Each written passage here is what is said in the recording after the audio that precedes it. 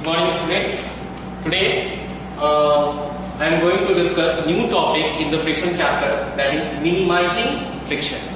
It means friction को हम लोग कैसे reduce कर सकते हैं, कम कर सकते हैं, ठीक है? तो different steps है, एक एक करके हम लोग देखते हैं. There are different steps or different ways in which we can minimize the friction. First one is by polishing the surface. Polishing a rough surface smoothens it and hence reduces friction. अगर हम किसी भी rough surface को जब हम polish करते हैं, polish करने से क्या होता है, उसका सरफेस स्मूथ हो जाता है. क्या हो जाता है, उसका सरफेस स्मूथ हो जाता है and hence reduces friction. इस प्रकार उसका फ्रिक्शन घट जाता है. ठीक है, एक्चुअली ये ऐसा कैसे होता है, तो जब हम रफ सरफेस को पॉलिश करते हैं तो उसके ऊपर का जो प्रेजेंट ग्रुप्स एंड रीजेस है वो क्या हो जाता है, दैट गेट रिड्यूस्ड. वो ग्रुप्स और रीजेस खत्म हो जाता है पॉलिश करने की वजह से. That's why the surface get converts into smooth surface. Second one is by lubrication. ये लुब्रिकेशन की मदद से भी हम फ्रिक्शन को रिड्यूस कर सकते हैं. So what is the meaning of this term lubrication? Lubrication का मतलब होता है एक, जैसे कि ऑयल, ग्रीस या ग्रेफाइट का use. Friction is decreased by lubricating surfaces with oil, grease और ग्रेफाइट. अगर हम इन सब में से किसी का भी अगर ऑयल या ग्रीस या ग्रेफाइट का यूज करते हैं किसी रफ सरफेस के ऊपर, ठीक है, तो फ्रिक्शन रिड्यूस जाता है. कैसे हो जाता है? Bye doing this a thin layer of lubricant develop over the surface which reduces the friction. ऐसा करने से एक लेयर डेवलप कर जाता है किसके ऊपर, रफ सरफेस के ऊपर. ठीक है, तो जब हम किसी रफ सरफेस को आइदर ऑयल, ग्रीस या ग्रेफाइट का एक लेयर चढ़ाते हैं, इसका मतलब क्या होता है, एक पतला सा लेयर. जब लुब्रिकेट कर रहे होते हैं तो एक पतला सा लेयर इसके ऊपर चढ़ जाता है. किसके ऊपर, रफ सरफेस के ऊपर. In this way we can reduce the friction. Third one is by streamlining to reduce fluid friction. What is the meaning of this term here, fluid?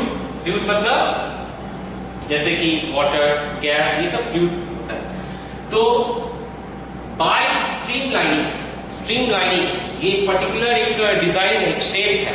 ठीक है, देखते हैं. Fluid such as water and air also exert friction on objects moving through them. Fluids जैसा कि मैंने अभी कहा, water और एयर, ये भी फ्रिक्शन लगाते हैं किस पे, उन ऑब्जेक्ट्स पे जो ऑब्जेक्ट्स इसमें मूव कर रहे हो, आइदर वाटर या एयर. इसी वाटर एयर को फ्लूइड्स कहा जाता है. ठीक है, तो इस पे भी फ्रिक्शनल फोर्स एक्सर्ट होता है. और एक टर्म यहां पे यूज हुआ है, see here, drag. What is the meaning of this term? The frictional force exerted by the fluids on the object is called drag. It is very simple, बहुत आसान है. वो फ्रिक्शनल फोर्स जो किसके द्वारा एक्सर्ट हो रहा है, बाय द फ्लूइड्स. फ्लूइड्स के द्वारा लगाया गया फ्रिक्शनल फोर्स ऑब्जेक्ट्स के ऊपर ही क्या कहलाता है, drag. Friction is minimum for a streamlined shape which is rounded in the front and narrow at the back. तो अभी हमने जस्ट भी पढ़ा है कि स्ट्रीमलाइन एक स्पेशल डिजाइन का शेप. ठीक है, स्पेशल डिजाइन. इसमें क्या होता है, इसमें कोई भी बॉडी अगर स्ट्रीमलाइन शेप का अगर होगा तो उसका स्ट्रक्चर कैसा हो, it is rounded in the front. आगे की तरफ से राउंड होगा और पीछे की तरफ से narrow, and narrow at the back. आगे की तरफ से राउंड और पीछे की तरफ से नैरो, पतला. For example, bodies of birds, fish, aeroplane, missiles, rockets, ceps, ये सब जितने भी बॉडीज देख रहे हैं इन सब का कैसा शेप होता है, स्ट्रीमलाइन. और ऐसा क्यों होता है, just in order to reduce friction with the fluids.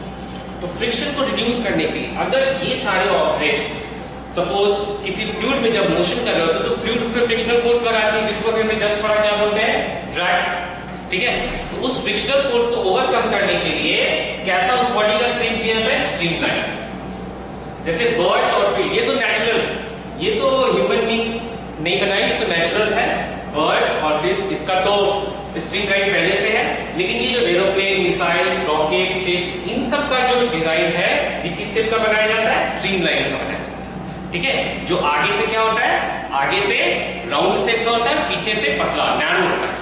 Such that जब कभी ऐसा ऑब्जेक्ट या बॉडी जब मोशन करता है तो इसमें कम फ्रिक्शन ऐड करता है. ठीक है, सो थर्ड वन हमने क्या सीखा, by streamlining to reduce fluid friction. यानी किसी बॉडी को जब हम स्ट्रीमलाइनिंग कर देंगे तो उस पर फ्रिक्शन क्या होगा, घट जाएगा। There is one more method, so first revise all this three methods. First one is by polishing, polish करके किसी भी रफ सरफेस को पॉलिश करके हम फ्रिक्शन को रिड्यूस कर सकते हैं। सेकंड बाय लुब्रिकेशन, लुब्रिकेंट्स का यूज कर सकते हैं। यहाँ पे लुब्रिकेंट्स क्या क्या है, ऑयल, ग्रीस, ग्रेफाइट, ये तीनों के तीनों क्या है, लुब्रिकेंट्स। ठीक है, तो किसी भी रफ सरफेस के ऊपर अगर हम लुब्रिकेंट्स को अप्लाई करते हैं तो एक्चुअली क्या कर रहे हैं हम, we are by doing this what we are doing, we are providing a thin layer of lubricant over the rough surface which reduces the friction। ठीक है, और थर्ड हमने क्या पढ़ा, by streamlining to reduce fluid friction। जितने fluid friction जो होते हैं उसको हम लोग streamlining से friction को decrease करते हैं। ठीक है, the next now students come to the fourth point by using wheels and ball bearings। ये wheels और ball bearings की मदद से हम कैसे friction को reduce कर सकते हैं। ठीक है, तो इसको पढ़ने से पहले हम ये थोड़ा सा पढ़ते हैं कि फ्रिक्शन दो तरह का होता है। ऑलरेडी हमने पहले पढ़ रखा है कि फ्रिक्शन तीन टाइप्स के होते हैं। यहाँ again friction is of two types, one is sliding friction and second is rolling friction. ठीक है, तो देखते हैं स्लाइडिंग फ्रिक्शन किसको कहते हैं और ये rolling friction. The resistance that an object encounters when it slides over a surface is called sliding friction. It is very simple, बहुत आसान है। जब कोई ऑब्जेक्ट किसी सरफेस पे स्लाइड कर रहा होता है तब उस वक्त जो उसको frictional force encounter means face, जो उसको फ्रिक्शनल फोर्स फेस कर रहा होता है कौन, ऑब्जेक्ट, कब, जब वो किसी सरफेस पे स्लाइड कर रहा हो। ठीक है, तब उस वक्त जो उसको रेजिस्टेंस फील होता है, resistance means here the word resistance is what, ठीक है, ऑब्स्टिकल। ठीक है, मोशन करने में ऑब्स्टिकल, बाधा। तो the resistance that an object encounters, ये रेजिस्टेंस जो ऑब्जेक्ट फेस करता है कब, when it slides over a surface, that is called sliding friction. आपको याद होगा हमने पढ़ रखा है काइनेटिक फ्रिक्शन, जब बॉडी मोशन में सेट हो जाता है तब जब बॉडी पे फोर्स एक्ट कर रही थी, the name of that friction is kinetic friction. ठीक है, that is your sliding friction. वही काइनेटिक फ्रिक्शन ही स्लाइडिंग फ्रिक्शन कहलाता है। So don't get confuse about this topic sliding friction. जब कोई ऑब्जेक्ट स्लाइड कर रहा होता है तो उस वक्त जो वो फ्रिक्शनल फोर्स इनकाउंटर करता है, that frictional force is called sliding friction. Why, when a spherical और सिलिंड्रिकल ऑब्जेक्ट, कोई भी स्फेरिकल शेप का या सिलिंड्रिकल शेप का object rolls on a surface, then the resistance it encountered is called rolling friction. तब उसको rolling friction कहा जाता है। फिर से समझे, अगर किसी भी कैसा शेप का ऑब्जेक्ट होना चाहिए, इसमें भी आइदर स्फेरिकल और सिलिंड्रिकल, या तो स्फेरिकल शेप का या सिलिंड्रिकल शेप का कोई और ऑब्जेक्ट किसी रफ सरफेस पे रोल कर रहा है, तब जो वो फ्रिक्शनल फोर्स इनकाउंटर करेगा that is called rolling friction. Very simple, बहुत आसान है। स्लाइडिंग फ्रिक्शन किसको कहते हैं और रोलिंग फ्रिक्शन किसको कहते हैं? स्लाइडिंग फ्रिक्शन है किसी कोई भी शेप का ऑब्जेक्ट, ठीक है, जब वो क्या कर रहा है, किसी सरफेस पे स्लाइड करने की कोशिश कर रहा है, तब जब उस पर फ्रिक्शनल फोर्स जो एक्ट करती है that is called sliding friction. और किसी भी स्फेरिकल शेप या सिलिंड्रिकल शेप के ऑब्जेक्ट पे जो फ्रिक्शनल फोर्स एक्ट करती है that is called rolling friction. Now it is easier to roll an object over a rough surface than to slide it. ये भी अगेन वेरी इंपॉर्टेंट पॉइंट, बहुत आसान होता है किसी भी ऑब्जेक्ट को रोल करना किसी रफ सरफेस के ऊपर देन टू स्लाइड इट। ठीक है, किसी भी सरफेस पे स्लाइड करने से ज्यादा आसान क्या होता है, उस सरफेस को किस रोल करना। ठीक है, इसको हम समझते हैं अच्छे से। Rolling friction is therefore less than the sliding friction, और यही वजह है कि रोलिंग फ्रिक्शन जो है स्लाइडिंग फ्रिक्शन से कम होती है। अभी जो हमने पढ़ा नहीं, स्लाइडिंग फ्रिक्शन और rolling friction. So if anybody asks that among these two friction which one is less, कौन कम है? कौन कम है? Rolling friction is less than the sliding friction. ठीक है, rolling friction कम होता है sliding friction, क्योंकि किसी भी सरफेस पे जो ये rolling friction एक्ट करती है, ठीक है, rolling friction जो एक्ट करती है वो कम होती है। क्यों कम होती है?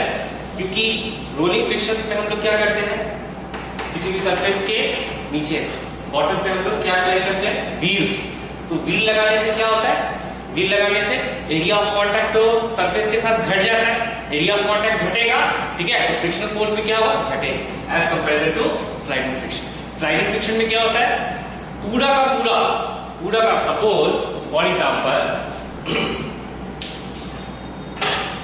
सपोज ये कोई ऑब्जेक्ट है और ये सरफेस, ठीक है, ये ऑब्जेक्ट है, अगर मैं इस ऑब्जेक्ट को इस सरफेस पे स्लाइड करवाना चाहूँ, ठीक है, बाय अप्लाइंग फोर्स ऐसे स्लाइड करवाऊँ, और सेकंड केस में अगर मैं इसके नीचे में 4 व्हील्स लगा दिया, छोटे छोटे व्हील्स, ठीक है, छोटे छोटे व्हील्स लगा दिया, और फिर तब मैं इसमें अप्लाई फोर्स करके इसको स्लाइड करूँ, दोनों केस में किसमें ज्यादा आसानी होगी, ऑब्वियसली सेकंड केस में, क्योंकि सेकंड केस में मैंने क्या किया, छोटा छोटा 4 व्हील्स लगाए, जिससे क्या हुआ, एरिया ऑफ कांटेक्ट इस सरफेस के साथ तो कम हो गया, तो फ्रिक्शनल फोर्स भी कम लगेगा। जबकि स्लाइडिंग फर्स्ट केस में क्या था, पूरा इसका सरफेस इसके सरफेस के ऊपर था, तो एरिया ऑफ कांटेक्ट ज्यादा था, एरिया ऑफ कांटेक्ट ज्यादा तो फ्रिक्शनल फोर्स भी ज्यादा, जबकि एरिया ऑफ कांटेक्ट व्हील्स लगाने से रिड्यूस कम हो जाएगा, इसलिए rolling friction is always and always less than sliding friction. That is why vehicles are equipped with wheels, इसीलिए जितने व्हीकल्स होते हैं उन सब में व्हील्स लगा होता है।